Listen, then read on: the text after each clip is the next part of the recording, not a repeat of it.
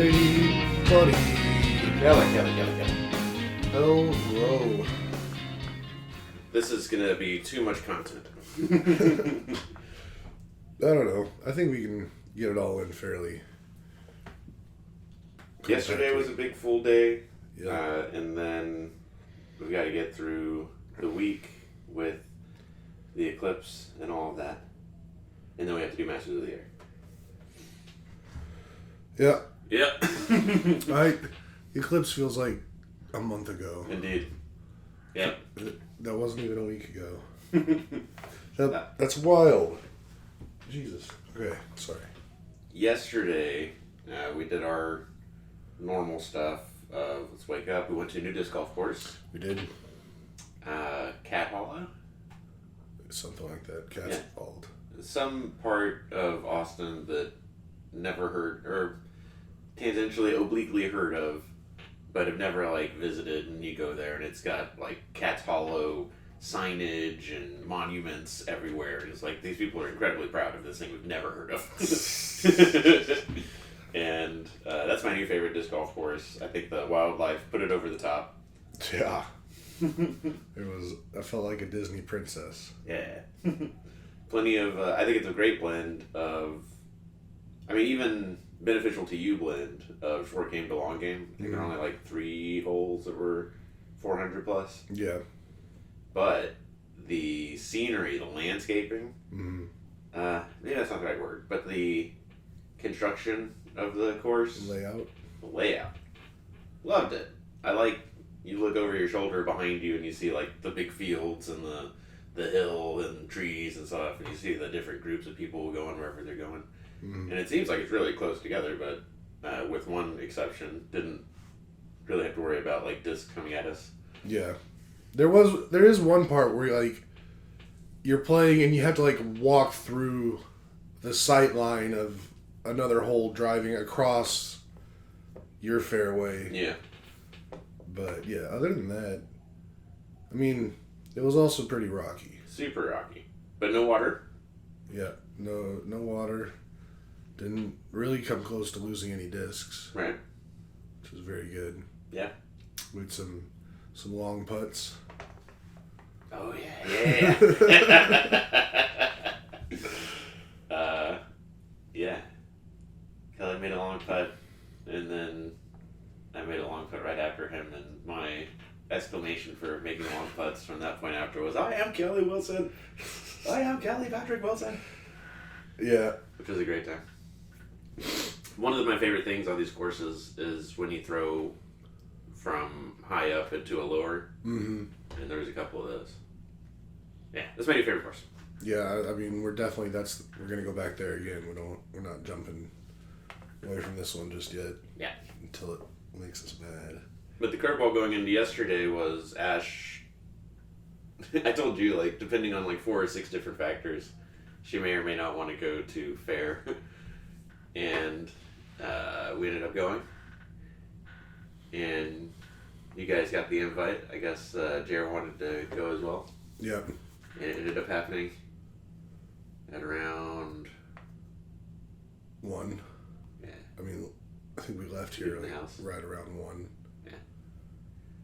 That was, going into that, I had no lead up to this. I had no real knowledge that it was going to happen. I'd heard whispers of it, but, nothing set in stone. And, had I known we were going, I probably would have treated yesterday a little different, but... Yeah. I had gotten in my head that it was a no muss, no fuss type of thing to do because the majority of the time they've ever gone. And this is the Sherwood Forest Fair in Page/McDade, 15 minutes past Elgin. Not that far from, 53 minutes is what I consistently get on Google Maps from my house to there. Mm-hmm. And... Oh, but yeah, you guys saw the same thing we did when you get close to it. It's a 4-mile line of cars to get into the parking lot. Yeah. It's pretty bizarre, which was not what I was used to. But we survived that. And literally, we were in that line of cars to get into the parking lot for just as long as it took us to drive there. Yeah. So a 2-hour trip. Yeah, it was wild. But it was nice getting in there and getting you guys in there. I had never been to a Ren Fair prior to going with Ash a few years ago. Mm-hmm. Yeah.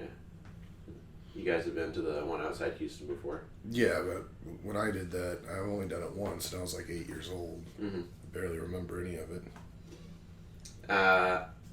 I get energy and have a good time just from a lot of people being around having a good time. Mm-hmm. And I was having a great time. Drank some mead out of a horn. We saw a guy get rolled over by his horse in jousting. Yep. Which is cool because that doesn't happen a lot. But then also I was all excited about it, and Ash let me know after the fact, like in the car outside the house when we came for the UFC fights, Mm-hmm. that apparently standing next to her and Jer was the boyfriend or significant other of the dude that got rolled over. And my dumb ass is like, that was so cool, that was awesome.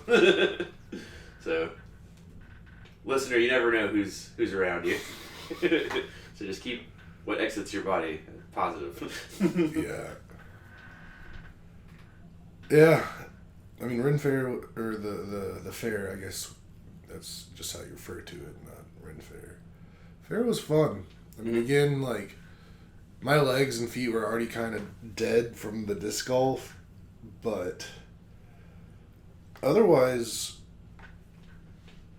it was a lot of fun. As soon as, like, Jared and I got into the gate, like, about 10 minutes before y'all did, Mm-hmm. and we were just kind of right around the entrance, just waiting, just looking at all the people and all the stuff going on, and all of a sudden I hear someone yell my name, and I'm like, "What? Who the hell knows me here?" Mm-hmm.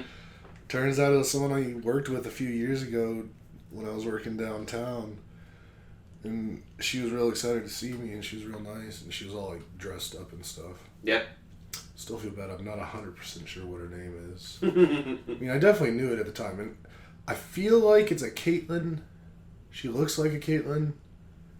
It sounds familiar to me, maybe, but I also just worked with another Caitlin. Yeah, it's So maybe I just got Caitlin on the brain. It's Caitlin, not Ashlyn or Kate Mabob. No, she doesn't have one of those tragedy names. But no, that was weird. That was cool, and then we got to see some birds. Bird show was the best. Bird show was probably the highlight. Saw a vulture on the way here with its head and neck inside some cat on the sidewalk. Yeah, and then we saw a vulture at the fair in the bird show. Mm-hmm. They had an owl too, which owls are my favorite birds. Owl was the best. When we were hanging out afterwards, I took a selfie of us. Mm. That was apparently you guys didn't know that I was taking it. No. Yeah. Warmed my heart when Jeremy was like, "Oh, I guess I really like those birds," because he has like a big goofy face. Yeah. Yeah, love that. I'll probably post that with us. But yeah, that was a great time. That owl was my favorite bird. Same. They're so cool. Yeah. What else? I destroyed a funnel cake. Yeah, you did. You and Jared. Although Jared, he ate like maybe like 20% of his at the fair and then just took the rest home. I mean, you took yours with you, but apparently I ate half and I tacoed it up in that paper plate. Yeah. And then just as we were driving on the way back, I was like,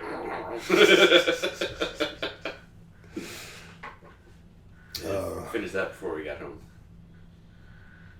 Yeah, but I mean, honestly, like, had I been a little more prepared, a little more mentally prepared, physically prepared, it would have been, I think, a lot more fun than it was, but it was already a lot of fun. So that's what really makes me excited for the next one, because, like, I'm planning for it, I'm going to know about it, I'm going to be ready for it, and we're just going to have a great time. Yeah, this was in a way preparation for the big one in October. Mm-hmm. October, November. Yeah. Good. I mean, I know we talked. I mean, we're on episode like 77, I think, maybe right now. Uh-huh. So that's a lot of episodes. But I remember, like, probably around episode like 20, I talked about when we get into Ren Fair and get some garb But no, I'm really gonna get something hashed out for the next one. I add something to my garb every time, and this time I swapped out the corduroy pants for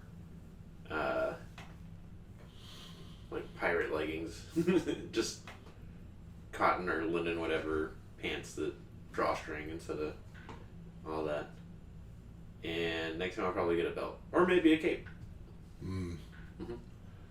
I could see a cape working well for you. One thing about these things where you can dress up is like this Sherwood Forest started last month, and it was much cooler then. Salud. Do it again. Nice. Okay. When Ren Fair starts up, it'll probably still be warm. But I think it goes through like Christmas. I think they have a weekend or event called Celtic Christmas. So definitely there are hot times and cold times to do this. Yeah, I mean, and yesterday, like, when we went, that's about as warm as I'd ever be okay with going out there. But I also wasn't in garb, so if I'm in garb, it might need to be a little bit cooler than that. Yeah. If we were going to go to outside Houston for one, would you want to drive there the same day, or would you want to be pre-stationed, pre-positioned? It might be more like drive out there to it, and then when the day is done, stay somewhere there afterward for a night, and then come back the next day. Because spending all day at a Ren Fair and then having to drive multiple hours, doesn't sound like a whole lot of fun. I agree. But I also think that it'd probably be hard to find anywhere to stay because, like, everybody's going to stay there because isn't it like the biggest one in Texas? Yeah, and because it's Texas, it's like one of the bigger ones. Period. Right. Yeah. So it's like it's in a destination. Like people travel from far to go to it. So I guess something we should probably need to start looking into. I have some ideas. I have some ideas. What kind of yeah, we can get into it later. Okay. Ash had a cool experience where we may have seen him at a distance, but certainly Ash has been tracking him on social media. There's a guy that dresses up as a Zulu, like warrior king, and for the Middle Ages, it's historically accurate. He takes a lot of pride in like why it's all accurate, and he's like it's an educational thing of like the medieval time. Like this period is not just about like white Europe. Like these things were going on in other parts of the world. Right. And we just randomly ran into him when we were, I think, getting her pickle pink lemonade, which is also like a treat. And she got to get a picture with him. And he has like business cards. That are like, this is my website, this is my email. Which was cool. And a good thing for her. Heck yeah. Yeah. Alright. That's fine. We'll get to do more of that later. And then afterwards, we just stopped at the house to get like a drink, I think. And then came right over and started watching UFC and playing Wingspan. It was a great UFC. It was UFC 300. A lot of excitement and even tears going into the night of like how far UFC has come. I haven't been watching it as long as others, but I have been watching it like since the early Army days. Yeah. Like 2009, 2010. Like what got me into Joe Rogan. Like a lot of people do that the other way around. Or like I guess my first Joe Rogan experience was that TV show Radio City. News Radio. And then fell off the radar, and then I got into UFC, and so it was like Joe Rogan's a comedian and has a podcast, and that's when I like got into that. You missed all of Fear Factor? Yeah, I missed all of Fear Factor. Wow. How could you miss Fear Factor? It's just not my jam, man. I mean, I didn't necessarily like it, but I mean, I was aware of it and I'd seen some of it. That's totally ignorant. to it. Because I don't know what years I would have watched it. Like, definitely not in high school, because just being busy all the time. And then in college, no. And then by the time Joe Rogan got to me, it was like year 2 of Army life, post-college or something. Yeah. But great fights, and the main card was just insane, where they had a BMF championship title, the Bad Motherfucker belt. Yeah. And that was a Gaethje Holloway, and that came down to literally the last 2 seconds. Yeah. And it was awesome. I thought Holloway killed Gaethje. Not just because he knocked him out, but because it went face planted into the mat too. Yeah. Thankfully, it looked like his face hit his knee before he hit the ground. But it did look like he just put him to sleep and then. So that was a cool fight, and into that fight especially, and very much in theme with who's the baddest motherfucker. Right. And then Zhang Weili and Yan, whomever, the next up and coming Chinese super fighter, fought each other, and you expect Zhang to just dominate. Yeah. And she kind of did. But literally, the end of the first round, if anybody looks into this, Zhang has Yan in a pretty deep chokehold. But as we learned, just having the neck and having it pretty deep, it's not good enough, because these people were been defending against the rear naked choke their entire career, so that's the first thing that you do. Right. So you get those neck muscles and you put your chin down and you just try not to fall asleep. And I think she had that deep rear naked choke with 15 seconds left, and it's only getting tighter, and she's just fighting it. And I think what happened was the bell went off, so Yan stopped defending it and kind of loosened up, but Zhang was I'm still doing this. And just that it was already so close that just not defending it for a half second was and she went to sleep going into the minute break between rounds, but she got by enough for them to wake her back up and put her back out there for round 2. But she delivered after that. She went all the way to 5 rounds, to the end of 5 rounds, which was great. Heck yeah. Yeah. And then the 205 title fight between Pereira and Hill. I guess Jamal Hill was supposed to be the next John Jones, and tore his Achilles after winning the championship. And then this was his chance to get it back. Didn't make it out of round 1. He was basically just toying with Hill, Pereira, and just absorbing the shots. And then when he stopped the commentary is when he stopped losing respect for the power. He's all right, I'm just gonna go in and kill this guy, and he did. It's one uppercut, and the guy went to sleep. Great fight night. It was a heck of a day. Didn't end till 12:30, so it was a very long day for the disc golf, Ren Fair, UFC. Yeah, that was one of the longest, most activity-packed days I've had. I'm about it. I mean, it's cool to do every once in a while, but I don't want to do it every weekend. It's a lot. But yeah, I was just thinking this morning when I got up, I was when did I work last? I was is that 4 days ago? I was wait, no, that was just the day before yesterday.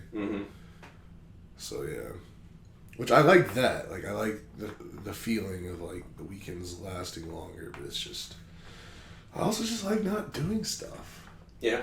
So it's a balance. I definitely get enough not doing stuff in that I get antsy. And I definitely feel much better the next day from those sorts of days. I feel great now than from do nothing days. I mean, same. On do nothing. Sometimes do nothing days feel like they were 4 hours long. Yeah. And that was it. And that's no good. But at the same time, while I'm doing nothing, I'm really enjoying it. So it's back that whole, what is past Kelly doing for future Kelly kind of situation. Yeah. Do do nothing days for like 4 hours. I have tried to do nothing this last week. Whereas like I'm gonna sleep in till like 9 and just play Final Fantasy 7 because I haven't played the game hardly at all. And it does just like fly by, and then it's like 6 o'clock and it's like I feel like I did nothing. Yeah. Yeah. It's a real thing. But such is life. Just need balance. So other key things for the week, while we were at Ren Fair, you were telling us World War III is kicked off. Yeah. Not just the Iranians trying to... Israel killed some Iranian dude in Syria. So, like, not in Israel and not in Gaza or West Bank, but, like, a totally different country. And a person in a totally different country from a totally different country. And Iran's been like, oh, we're going to get you back for that. And at some point, Biden was like, yeah, this is like the Russia thing where we knew something was going to happen 24 hours before. It's about to go down between Iran and Israel. So I'm glad that we have like intelligence that when something, I guess not all the time, but at least 2 very high profile times in the last like 3 or 4 weeks, our intel is like, we got this. You can warn the people. And I think it ended up being basically a nothing burger. Yeah. Yeah, there's like hundreds of drones. So like what Russia's doing to Ukraine, but like on steroids. Right. It shot them all down. Yeah. And that goes back to what we've been talking about in Masters of the Air of like, Israel has been doing, I'm going to shoot down a mortar. Not like a giant ICBM, which they sent those to. Right. Not drones, which are bigger than mortars, but like a mortar shell, which can be big, but not bigger than that TV. Right. In a giant sky. They shoot those down, and they have thousands of tens of thousand iterations at this point. And as presumably, I've seen videos, some of them landed, but not hundreds of them. No. And Iran literally released a statement that was something like, we consider this matter closed. Like, you better hope so. So yeah, I don't think there's going to be World War III. Yeah. Yeah. I mean, I was definitely over-exaggerating a little bit, but at the same time, it's like, we had this long, crazy day. We're all just like watching fights and just being happy from a good day. And it's like, oh, well, looks like World War III might be starting now. Mm-hmm. It was really just like, okay, that sounds about right. Like I knew that like it probably wasn't going to be a real thing, but I was like, if it is, I mean, it's going to happen. Let's go ahead and get it over with, I guess. I hope it's a big enough nothing burger that the market's open on Monday and like oil remains relatively the same. Yeah. Because we've got some like inflationary pressures right now that we're like, oh, inflation is behind us, and now it's like, no, maybe it's not. And if the price at the pump goes up, then that'll exacerbate that tremendously. But I'm glad that we're not, literally in World War III. Yeah. Same. So, back to the notes. I guess the next biggest thing behind us was the eclipse. Yep. Which was way cooler than I anticipated. Same. Total solar eclipse, whatever. But what was kind of downing the mood was the overcast forecast. Oh, yeah, it was cloudy as hell. Yeah. And the day before, there were plenty of breaks in the clouds, and they're like, oh, maybe it'll be like this. And then Monday morning is like just gray dome. And like, oh, this sucks. Ash had planned to make special cocktails using glitter and using this, you might know about this piece of glass that you pour liquor on, and then you can have like multi-layered drinks. You know what that is? I mean, I in the past would use a spoon. Okay. Layered drinks. Cool. I don't know if there's like, I use a bar spoon, like a bartender's spoon. It's like a long, Yes. like well, mine was metal, but Mm-hmm. with kind of like a very circular, shallow, like very shallow spoon end. That's the one. Yeah. So she got like smart on doing that. She's all excited, and we got these macarons Mm-hmm. that were eclipse themed, which were really cool. Usually I poo-poo on that because they're like, oh, it's just sugar. But I appreciated the artistry that went into it. Yeah. And had our eclipse glasses, put some towels out on the patio, and just waited. And lucked out. The eclipse gods shine upon us that day, because it, like, Jared and I were here and we were in the back, on the back porch in the backyard, and it was like, when it was about 75%, 80% covered, like we were still getting good glimpses through the clouds, like the clouds were moving and then there'd be little spots and we could see it. But like right as totality was starting, it was just like blanket clouds, and I was like, okay, well we got a couple minutes here, so let's just hope. And then I'm like looking at the clouds and I see this one little gap, and I was like, come on, gap, get here within the next minute or so. And then for like 20 to 30 seconds, it opened up just enough to where we couldn't see it through our eclipse glasses because there was still cloud coverage, but it was just very thin. But putting the glasses on, you couldn't see anything. We'd take them off. There was just enough cloud cover that like we were able to see it absolutely perfectly, and it was so glorious. We, on our backs with our eclipse glasses, like didn't even know where the sun was to begin with because you can't see anything through them unless there is like the sun shining through. Right. Eventually found it, and eventually we're like, oh, okay, it's an eclipse. We've seen an eclipse, whatever. Where it starts covering up the sun. But then, yeah, right at totality where that little sliver just disappeared and then boom, ring. Mm-hmm. It was crazy. Took off the glasses for that. And the darkness and the streetlights coming on, it was surreal. And it was so much more exciting than I had given it credit for. And we're just in a great mood the rest of the day.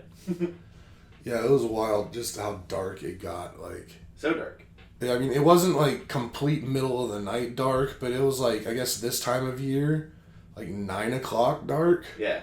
There's no mistaking something weird is going on. It's not like cloudy. Right. Like, you definitely know. Like, it was so dark that I looked like, what's that, like 30 degrees off the sun. Mm-hmm. And like further away, and there was a break in the clouds, and I legit saw like a planet or a star or something in the sky. Like down and to the right, down and to the right. I mean, it was like there, pointing in that direction, which that direction is southwest. No, I mean like of the eclipse, because I think Venus was like right next to it. Because I too was like, is that a star? Oh yeah, so sun here, I guess it was. Planet was over here. Yeah. Because it had to be a planet, because there's no way a star, like, you could have seen that light come through. Mm-hmm. And I think it was too bright to be just like a satellite. Yeah. Amazing. So, yeah, it was absolutely incredible. And then, blink of an eye, it was over, and it was back to being middle of the afternoon. Mm-hmm. On our big fancy smart TV, we had the YouTube of NASA's coverage of every place that was getting totality. Mm-hmm. And that was great, because that kind of kept the good feelings alive. Where it was like, yeah, they've experienced what I just experienced. Yeah. It is wild just how fast it moves across the country. Like, there's this one video of like, from the space station looking down and just seeing the shadow move across the country. And I will say, the one bummer for me about the eclipse is we didn't get any of those fancy shadows. True, yeah. But everything else totally made up for it. Yeah. And yeah, I know I've talked about it before, but I follow like some of these travel vloggers on YouTube, and a couple of them went on eclipse flights. Yeah. Like, apparently there was 2 flights out of Austin on eclipse day that were like marketed as eclipse flights. Like they were still like just regular. One was from here to Indianapolis, and the other one was like here to Cleveland, I think. So pretty much just right along the route of totality. And I watched a couple of those videos, and those were pretty cool. Like, everyone in the plane's like, you can't look up and see the actual eclipse, but you can like look down and see the shadow moving around. Yeah. And plus, I mean, since they're going at like 400, 500 miles an hour, like they spend a good like 10 or 15 minutes in the totality instead of just a minute and a half or 3 minutes or whatever it was for us just on the ground. But that was really cool. I like that when it was in totality, you could look at it with the naked eye. So just like, I think everybody has had this, like thinking about people who didn't have science like we have it, and are just like, what is happening? What is that? And then as soon as the moon starts to get a little bit off it, and even just that tiny sliver, then you can't look at it anymore. Yeah, then you get blinded. Yeah, and it's like super white light. I like how it was so like black and white when you were looking at it, because that made it like seem that much more bizarre. Although what it was also really bizarre is like during the totality, being able to see those like pink, what are they called? Like corona ejections or? Yeah, I was told they're not solar flares, but that it's helium gas, and you can tell it's helium because it's pink. I don't know what it was, but just seeing it, like, and being able to see it clear as day with the naked eye, like these pink things around the ring. It's like, just, I mean, what you were just saying, like, back in the day, like, if anyone had done anything, just the remote, like, minor suspicious thing in the last couple days before something like that happened, they were going to be declared a witch and they were going to be killed. Yeah. And that was the end of their life. Like, how many people died over the years because of an eclipse? We know that if you put on these special glasses, you can see it coming. But if you don't, you can't normally just look at the sun. So I can understand people not even knowing that, like, the eclipse was happening until it was totality. Right. Or 30 seconds to a minute leading up to it as it starts to get dark. Like, why is it?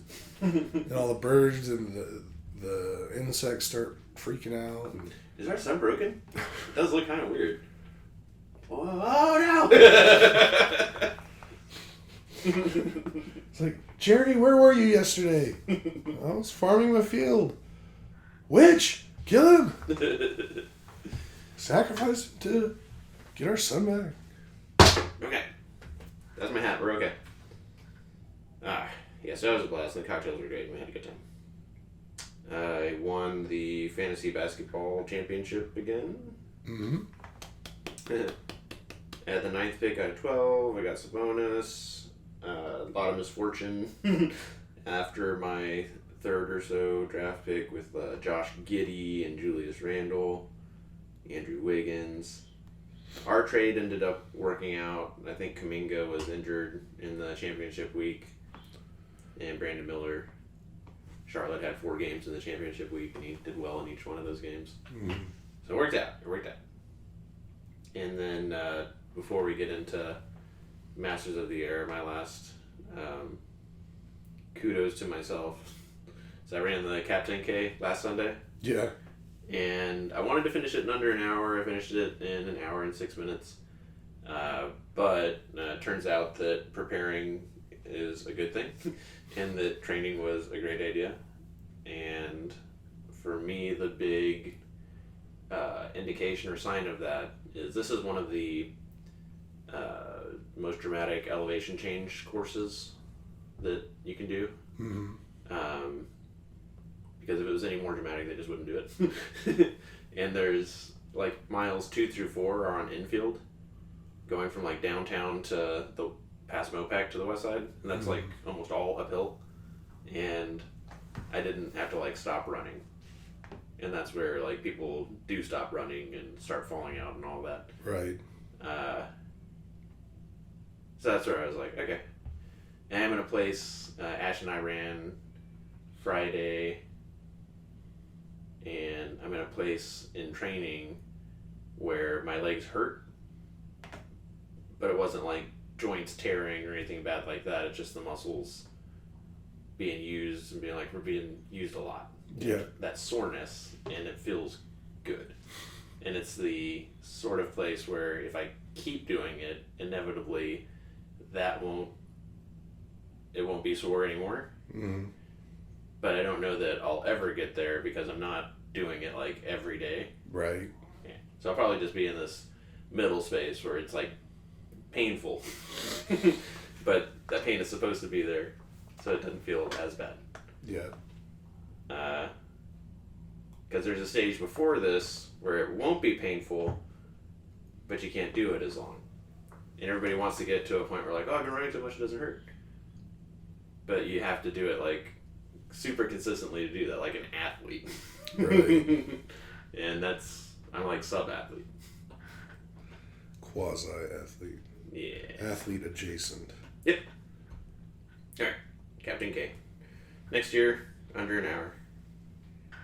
It'll be a good time. Master of the Air? Yep. Sweet. He's got his notes. I got my notes. Although I didn't have all that many notes for these two. This week we did episodes 7 and 8. Do you know if there's an 8 and 9? You mean 9 and 10? Yeah, I do. There has to be. Like, There has to be a 9. yeah. I don't know if it goes to 10 or 12 or 9. I thought I heard 10. I don't know. Mm-hmm. We'll see. But, alright, what even happened? Episode 7. It opens on the POW camp, and as soon as I saw that they were trying to get a cat, I said the words roof rabbit. Because the scene after that, they're eating stew, and they're like, what is this meat? Is it rabbit? Okay. That was a big deal growing up. My dad's dad, big man, the first time I ever brought Ash to see my dad's parents, squirrel sausage. And Ash was a trooper, and was like, sure, I'll eat squirrel sausage. But they also eat like rabbit and stuff, and like back in World War II, when like meat was rationed and all that, especially in places like Britain, but I could see it making as much sense in a POW camp. You eat what you can, and when you skin a cat and you skin a rabbit, they look remarkably similar. Yeah. So definitely my dad and mom would get the roof rabbit. That's a cat. Don't eat that. I liked the quote, nothing gave us more hope than getting back people we thought we had lost. Yeah. Yeah, that was good. Because the two dudes that were trying to be snuck out of the Netherlands through France and Spain made it back. Yeah, that was the first note I wrote down for this episode. And super excited to see it, but just the fact that like we didn't get to see any more of that storyline. Mm-hmm. And it's just like, oh, they're back. And it's like literally like 10 seconds of like, you just see them like riding in on bikes. Like, okay, they're good. And then just like, that's it. Mm-hmm. That felt a little lackluster. Might be. Glad they made it. It's a whole other movie. Queen Crosby, it's revealed that Crosby is having an affair with Sandra, the British chick. Mm-hmm. The subaltern. The subaltern. I wrote, she's totally MI6 or a spy or whatever. Because that makes sense. Yeah. And then we find out later that's true. Yeah. There was mail call in the POW camp. Mail call used to be a big deal when there wasn't email and such. Right. But even when I was deployed, if you got a package, somebody from the post office would come in and say, like, it's a mail call for cat paper. Right. And, like, Christmas, just all the times people would send you stuff. It's still a big deal to be like, oh, yeah, something from home, something from the other side of the world. Right. Yeah. What do you got? This episode was also when I think it was this episode that P-51s Yeah. are now in the game, which is the game changer because they have their fuel capacity is so much greater than the other planes that they've been flying, and they had bigger tanks and external drop tanks. They could actually stay with these bombers on these missions. And that's when things really started to change, because now like their losses, they're losing way less bombers than they were, and they were destroying the Luftwaffe, like just taking them out, because the P-51 was the ultimate fighter of the war, and it was the king of the skies. But there's that one scene where the bomber group is like just surrounded by tons of little buddies, just tons of the P-51s. And then there's like, off in the distance, it looks like hundreds of Luftwaffe. And then like the hundreds of P-51s just go off to meet them. And Accelerate past them, yeah. And it's just this giant swarm of fighters just off in the distance doing their thing. I was like, I mean, the note I wrote for that is that's a hell of a lot of fighters. Yeah, the lead up to that, at the beginning of the episode, they lost like half their bombers again. Mm-hmm. And when the half that made it comes back, they're all tore up, and like the medics are taking people out of the planes, and a lot of carnage. And then it's revealed they're going to do the exact same mission with half as many planes. Right. And it made me think of when we did that puzzle. It's talking about do the math backwards from completing the puzzle. Mm-hmm. And that if you have one piece left, it's no thought process at all to just put it where it goes. And if it's two pieces, pretty much also no thought process. But three pieces, you have like a second of thinking. And then how it stacks up after that, kind of exponentially. And where if you've got 30 bombers, that's a problem for 100 fighters, like divvy out how they're going to do that. But when you get to one bomber and 30 fighters or 100 fighters, it's no thought process. Right. So how much worse did their odds get going from 30 forts to 15 forts? And you're like, and the guy who's cigar dude is in London, the wing commander or whatever. Mm-hmm. So his alternate or subordinate is like, since so-and-so is in London, I'm in charge, and I wouldn't ask you guys to do anything that I wouldn't put myself in danger as well. So I will be the flight commander or whatever for this. Right. And I wrote down that's a big dick move as far as like putting money where the mouth is, and like if we die, we die. But I'm going with you. But the difference, apparently, they didn't have the P-51s on the first mission, even though it was the day before. I mean, there has to be a first day for it at some point. Like, it could be whenever. Yeah, but then instead of it being hopeless, they do have all these P-51s with them. And it was like, yeah, like you said, the turning of the page, or this is a new phase. It's not going to be destruction for the entire wing anymore. Right. And now it would really be just taking the fight to the Germans and the Luftwaffe. Because, yeah, I mean, P-51s won us the war, basically, in my eyes. I mean, there's a lot of individual things that you could probably say won us the war, but at least in Europe, like, P-51 was uber important. Now the war is beginning to also take on that kind of puzzle piece mentality of, this isn't like all the pieces freshly out of the box. How long is it going to take us to do this? This is, we're down to like the last 24 pieces. Mm-hmm. Most of this is figured out. And it's going to take us, it's not going to be immediate that we're going to solve this, but it's not going to be 30 minutes either. We're going to do these 24 pieces in the next 10 minutes. Yeah. But then the next thing also, that, pretty sure it was 7, that pilot that he just finished 25 missions. Rosie. And yet, was getting ready to go home, and like they're having a party for the crew and everything. And it was during that party that they all learned that after Rosie, you had to hit 30 missions. All the new kids coming in. Yeah. Yeah, had to hit complete 30 missions before they got sent home versus the 25 that everyone was shooting for before, and that was a kick in the nuts to everyone. There was the additional thing that anybody in between would be 28. Mm-hmm. Yeah. So guys that were looking at leaving in 7 missions now had like 10 missions. Right. Yeah. But Rosie still hit 25, and he made it in before the cutoff, so he was allowed to go home. But then he got that basically survivor's guilt, thinking like, well, my job isn't done now. Like, I get to go home, and every night I'll be thinking about the guys that still over there flying and dying all the time. Mm-hmm. And he's like, I want to re-up. That shit made me cry, dude. That was wild. Because,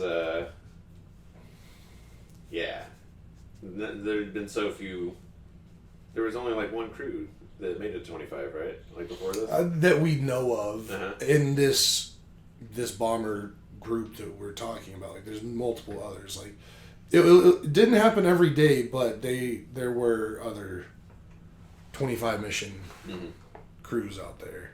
There's, in Band of Brothers, Dick Winters does the same thing, where his, I should remember his name, but his buddy that's with him the whole time, talking about like what they're going to do when they get back in the States, but there's still like Japan that needs to be one, and Dick Winters is like, I'm going to say it.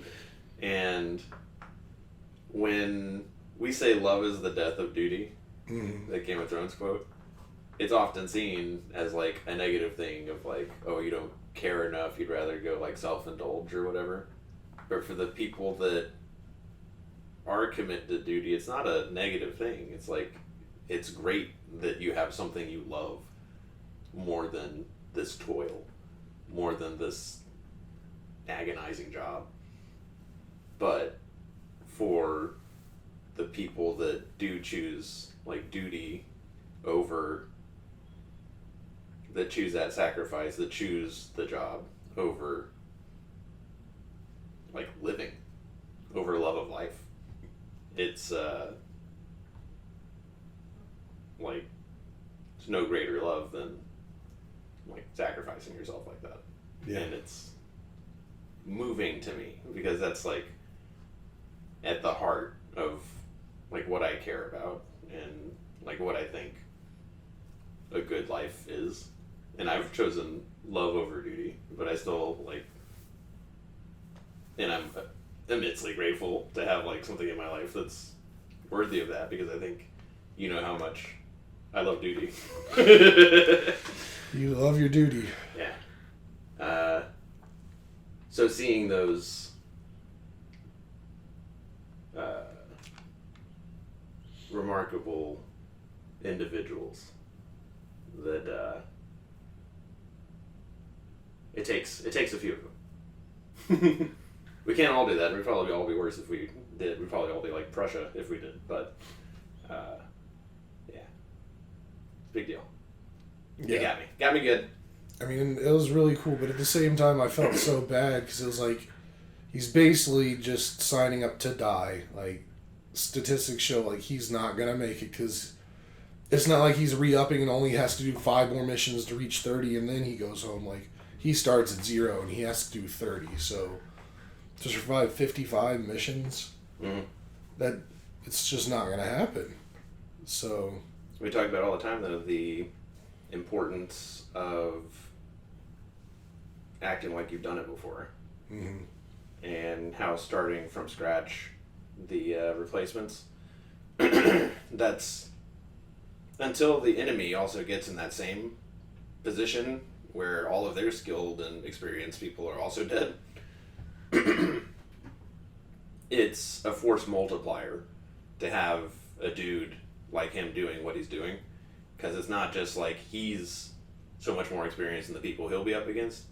He's training and bringing up 5, 6, 34s that are going to be that much more experienced than what's going up against them. So it's huge that there are people that do that.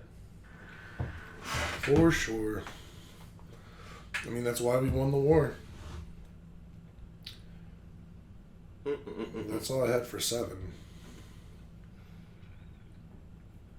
Yeah, my only thing, again, kind of talking about the puzzle pieces and like lesson of war thing, history thing. World War II was different than World War I in the sense that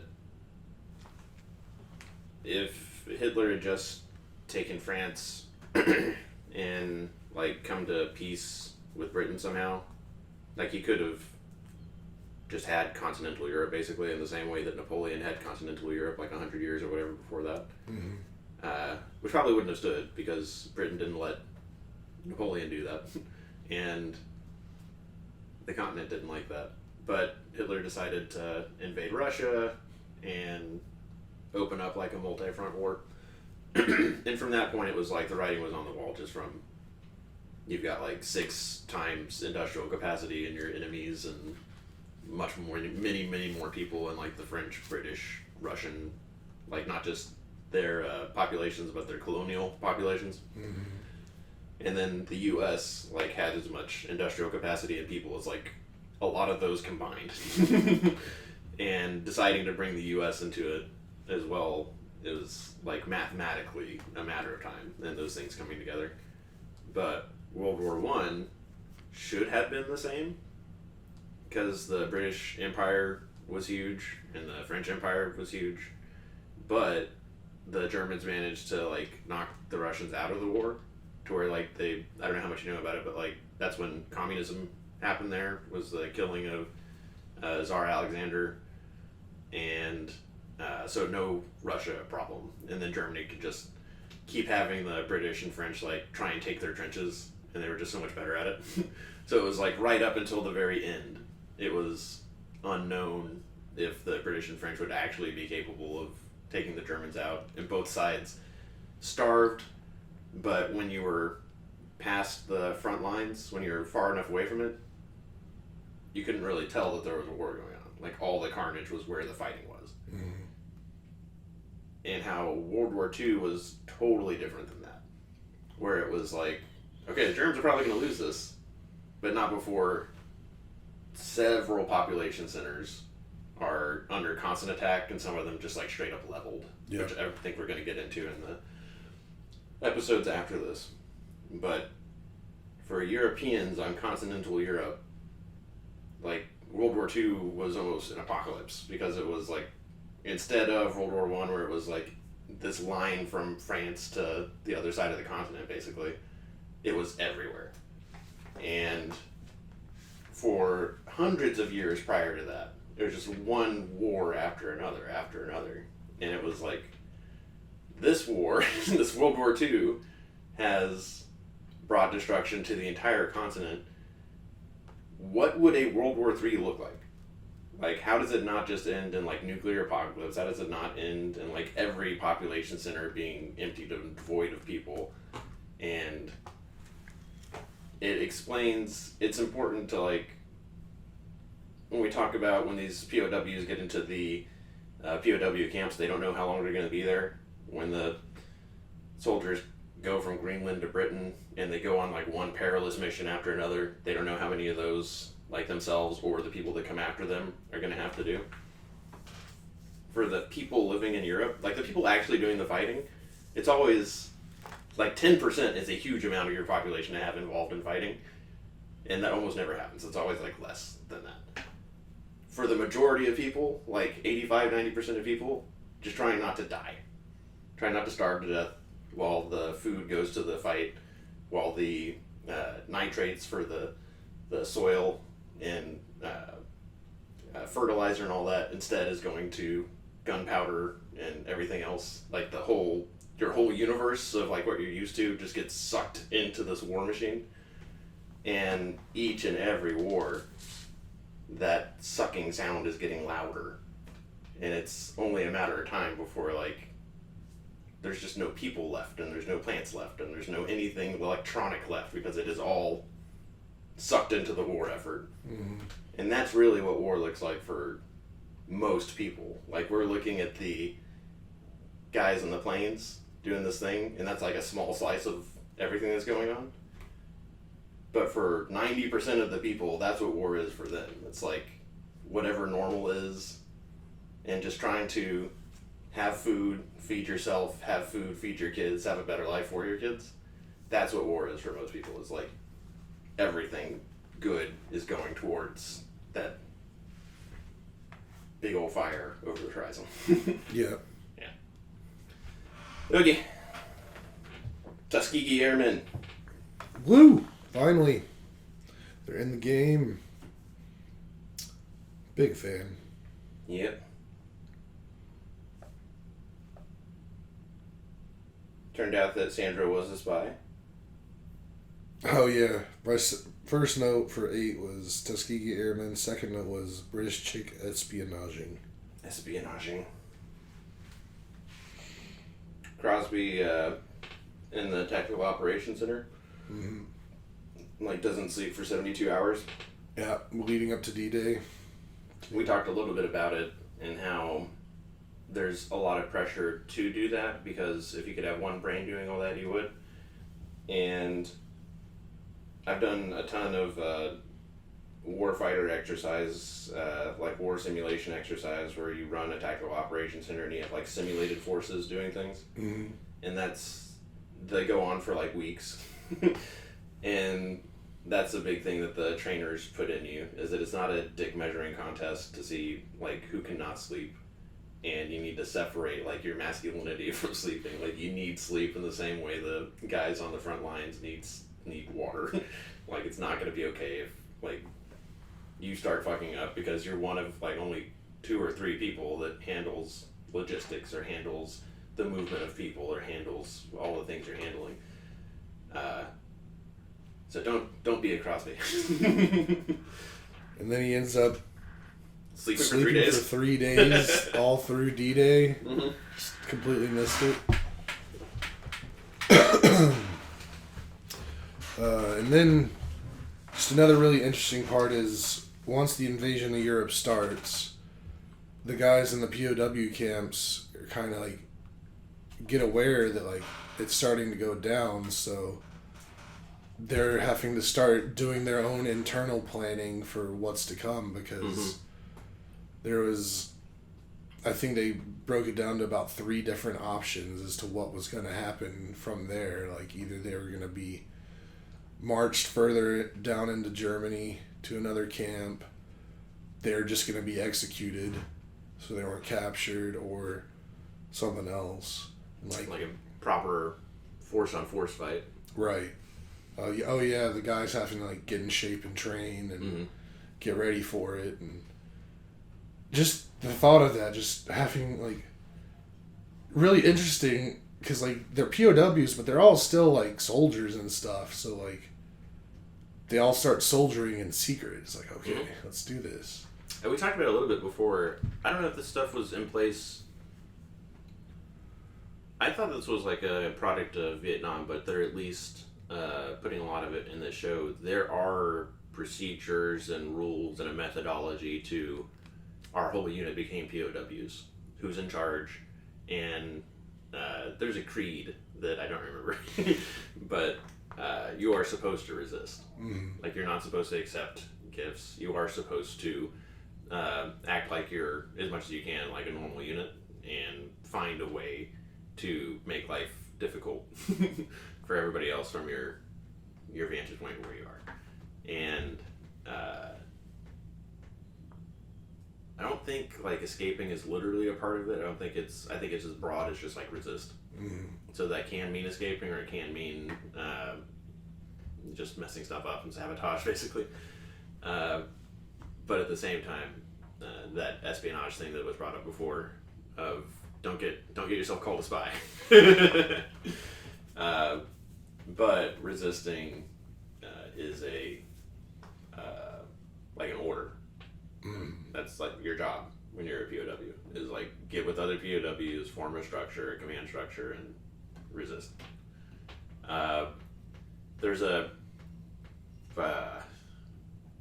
what's the word for this? A macabre math going on where they need to get strong for a few of those probably all three of those scenarios. Mm-hmm. Like if you're going to be force marched, if you're going to resist an execution, if you're going to like fight the guards, they're all weak from just haven't been starved. Mm-hmm. So they want to get strong by pulling up the stumps and using that wheel thing. Yeah. But the math that you have to build into that is that burns calories. Right.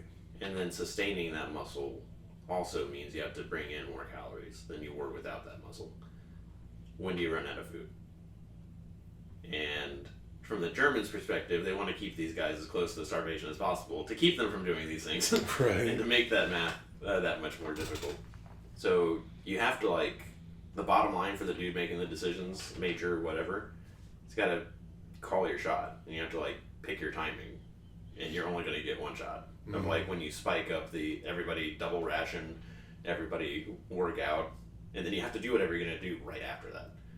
Because every day that goes by that you don't do whatever you're going to do, your amount of calories you're asking people to bring in, you can't sustain that indefinitely. Right. Yeah. So good luck. But it was also interesting too, because I was thinking about that when I was watching it, and they were talking about how, like, train up for the next, like, 2 months, and I'm like, how are you gonna train for 2 months on what you got? So I don't know, maybe we'll answer that in the next episode. But I think one of the most interesting things about this episode and getting that intel that shit's going down is they built a radio. Mm-hmm. And that is not something I could do today. One of the things that happened when I came into the Army was the transition from analog signal to all digital and IP driven, which is something that is consumers of the internet and all of that. That's all we ever knew. Mm-hmm. But for phones, at least, we had some overlap of dial tones and hey, we're sending a wave and that's making this do that on that switchboard, and we have some exposure to, like, analog, but only, again, as consumers. And then that nothing's analog anymore now. Cell phones are digital and turns the analog signal of your voice into ones and zeros in the phone and sends it as ones and zeros to wherever it's going.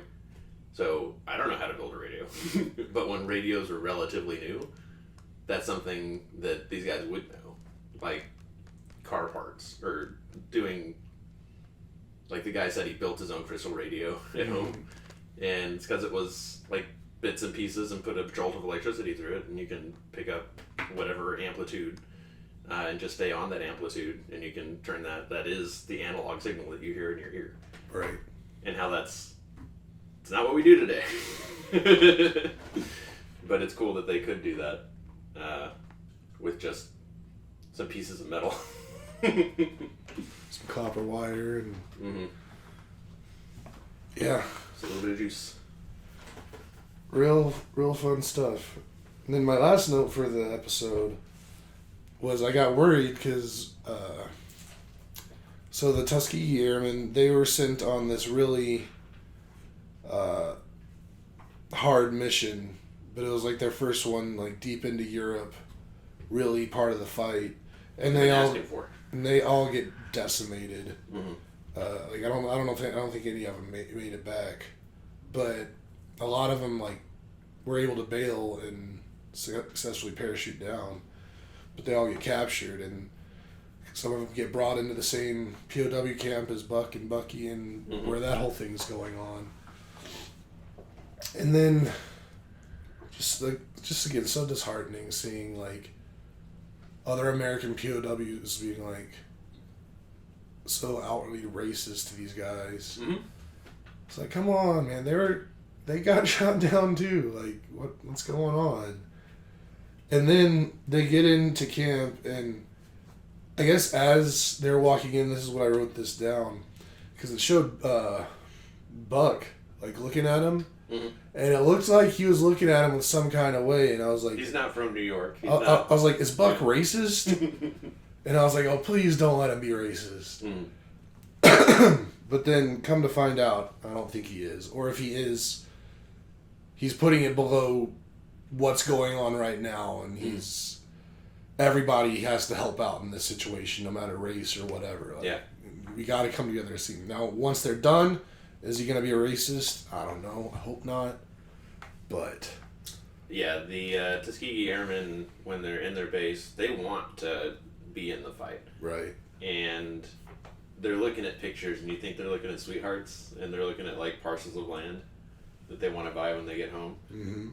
And historically, this is post Civil War, post Emancipation, post Reconstruction, but in the depth of Jim Crow and now the carpetbagging, colonializing Northerners are out of the South, so the South is just going back to like, how can we make life hell for people that aren't white? Right. And that is in full force in this part of U.S. history. Mm-hmm. And before they go to the POW camp, after they've been shot down, obviously, they're in an interrogation center like Bucky was before. And I want to know what the backstory is for these interrogators, like having so much information, because they're acting like they have the internet. Right. I was wondering that too, like how they know all these names and family members and. But one of the things the interrogator says is like, why do you want to fight for a country that hates you? And the guy is like, when I go back, I plan to make it a better place and in a hurry. And then the next scene is walking into the POW camp, and yeah, like you said, some of the whites, you're like, they don't belong here. I hate the whites. But yeah, one of them is a good artist or drawer. Cartographer.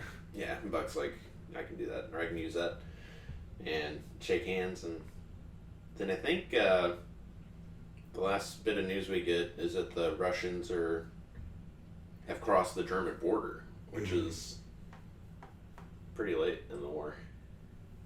But then that's like a whole. Going into World War One, Russia was monarchy, just like France and Britain. Right. Or not France, but like Britain, because France had already overthrown their monarch. But between World War One and World War Two, it had gone like full communist. Like Lenin took over, and now Stalin is in charge, and it's like, yeah, Nazis are bad, but are communists worse? Question mark. Like the whole world prior to World War Two was like communism bad. Like everybody meaning all the Western powers, U.S., France, Britain, Germany, like all united in this of like communism bad, workers' revolt bad. But then Germany kind of like went crazy and took that to an extreme, because they were just being so extreme in all directions. And that Nazis versus communism thing, like the Eastern Front, is its own like horrible, horrible history. Like the biggest battles ever, the most civilian casualties ever. As Americans, we focus on like D-Day and dropping atomic bombs on Japan, and like the highlights is not the right word, but the big headlines in the history book, that's what it is. But if you take a step back and like, where did the most people die and where's the most suffering? It's that not just these are two big war powers with big armies, but ideologically, the hatred between these two of Stalin, Hitler, communism, Nazism is not, you don't understand it until you like get into it, and you're like, oh, okay, that's why these commissars are like shooting POWs and why Nazis are massacring like Russians left and right, and it's gonna get really messy. So that's what they're thinking when they're like the Russians are crossing the German border. Is that like that's not gonna be a cool chill thing. It's not gonna look like Britain and the U.S. taking back France and Western Germany. It's not gonna look like that at all. It's gonna be a totally different thing. Yeah. Yeah. I hope we get at least 2 more episodes. I hope we get 2 more episodes as well. It's been a great show. Mm-hmm. Great show, great week. Real tired. I think Ash woke up and went back to sleep, but when I get over there, if she's awake, we'll probably go for a run. Nice. Nice. It's 69 degrees outside. Nice. Weather's been good. Yeah. Warm enough, though. Sure is. It's going to be a hot one. I think we're going to have a record year of hurricanes. I've already been seeing like projections that that's going to be the case. Mm-hmm. So, glad we're not on the coast. Anything that affects the price at the pump is not going to be good. Mm-hmm. And that's hurricanes and that's wars in the Middle East. Yeah. Yeah. Maybe the Middle East should just fight hurricanes. Nice. Take our hurricanes, drop them on Iran. All right. You got anything else? Nah, nothing that can't wait. We said a lot. We did say a lot. I'm surprised we did it as quickly as we did. All right. You guys know the drill. If you made it to the end of the episode, don't forget to like, subscribe, hit the notification bell, tell your friends. And let's go Hurricanes.